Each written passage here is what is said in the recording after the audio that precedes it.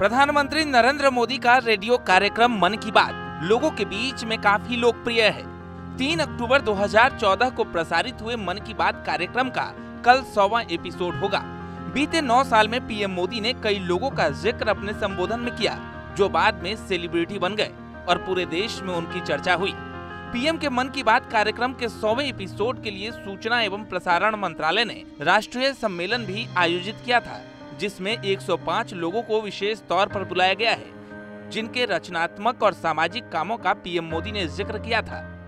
जी ने 90 एपिसोड में मेरा नाम लिया, सुरेंद्र बगवाड़ी, मन की बात स्वच्छता अभियान को प्रकाश किए, तो मुझे अति उत्साहित हुआ और मुझे लगा कि आज पहली बार कोई देश का प्रधानमंत्री किसी झाड़ू लगाने वाले से बात कर रहा है और मुझे इलाहाबाद की याद आ गई, इसलिए मेरा मन अति प्रसन्न हुआ।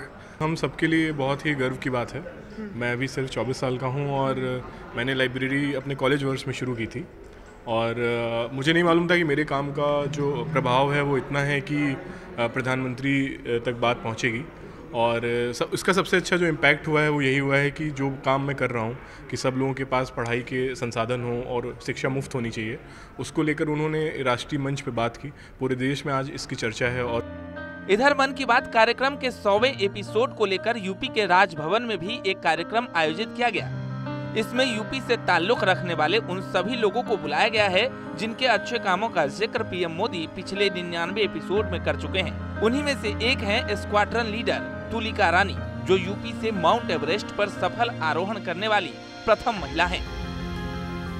ये मन की बात के 100 एपिसोड पूरे होने पर बहुत ही एक हर्ष का विषय है, गर्व का विषय भी है, क्योंकि एक अनूठी पहल रही हमारे माननीय प्रधानमंत्री जी द्वारा, जिससे कि उन्होंने लगातार जनता से संपर्क बनाए रखा, बहुत सारे जनमानस के मुद्दों को उठाया और ऐसे लोग जो कि ज़मीनी स्तर से जुड़कर काम कर रहे हैं उसकी उन्होंने चर्चा की मन की बात में। वाराणसी की सोनम पटेल भी इस ऐतिहासिक पल की गवाह बनेंगी। आपको बता दें कि सोनम को 5 साल की उम्र से भगवत गीता के सभी श्लोक संस्कृत, हिंदी और इंग्लिश में कंठस्थ हैं। लोगों का बहुत अच्छा रिस्पांस मिला। जब मैं रास्ते में बाहर जाया करती थी तो लोग सेल्फी लेने के लिए चले आते थे। काफ़ी जो हमारे पड़ोसी लोग हैं वो भी चले आते थे कि एक फ़ोटो ले लेते हैं साथ में। 3 अक्टूबर 2014 को पीएम मोदी ने जब पहला मन की बात कार्यक्रम शुरू किया था तो उस समय ही यूपी के गौतम पाल का जिक्र किया गया था। दिव्यांगों को लेकर दिए इनके सुझाव ने पीएम मोदी को काफी प्रभावित किया था। प्रधानमंत्री जी ने मन की बात में मेरा जिक्र करा तो मुझे लगा देश के प्रधानमंत्री ने हमारे अंदर एक ऊर्जा का संचार कर दिया है कि हमें भी जो है कुछ न कुछ दिव्यांगजनों के लिए, समाज के लिए करना चाहिए। तो मैं दिव्यांगजनों के लिए फिर एक तीव्र गति से काम करने लगा। आगरा के अशोक कपूर भी उन लोगों में शामिल हैं जिनसे पीएम मोदी ने मन की बात कार्यक्रम के दौरान बातचीत की थी।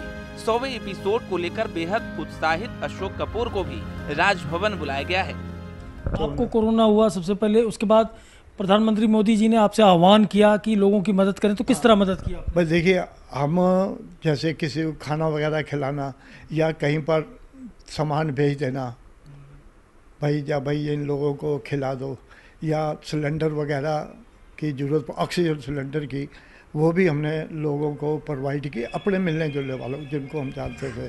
दुनिया ने भारत के पॉन्डमैन की अनोखी कहानी भी पीएम मोदी के मन की बात के जरिए ही जानी थी। पॉन्डमैन बताते हैं कि पहले लोग तालाब और नाली की साफ सफाई में कोई फर्क नहीं समझते थे, लेकिन पीएम मोदी के नाम लेने के बाद से परिवार भी गर्व महसूस करता है। मेरे परिवार के लिए भी कि मैं कहीं ना कहीं अपने नाम की बजाय अपने काम के नाम से पहचान बनी है। और मेरा एक्चुअली नाम रामवीर तंवर है, लेकिन लोग पॉन्डमैन के नाम से जानते हैं क्योंकि मैं तालाबों की बात करता हूँ, तालाबों के लिए काम करता हूँ। गोरैयों के संरक्षण और उनके अस्तित्व को बचाने के लिए अनोखी पहल करने वाले वाराणसी के सरदार इंद्रपाल सिंह बत्रा भी मन की बात कार्यक्रम के इस विशेष पल के गवाह बनेंगे।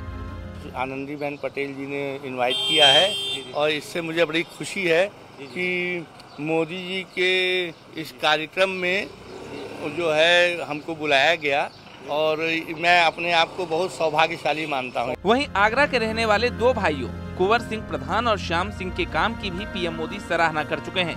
दोनों भाइयों ने अपनी जमा पूंजी से पूरे गांव में शुद्ध पेयजल के पाइपलाइन डलवाई थी। पीएम मोदी ने मन की बात के दौरान फोन करके शाबाशी दी और कहा था, हमें नाज है तुम पर। बढ़िया लगा था, मेरे को कहा, मेरे गांव को, मेरे पूरे क्षेत्र को, मेरे आगरा जिले को भी बढ़िया लगा था। इस तरह के मोदी जी ने हमारे मतलब आगरा जिले के किसी व्यक्ति का नाम तो लिया, इतना बढ़िया लगा था कि उसी का कोई ठिकाना नहीं। पीएम मोदी की इस पहल का ये नतीजा है कि मौजूदा समय में सकारात्मक सोच से काम करने वालों की संख्या तेजी से बढ़ रही है।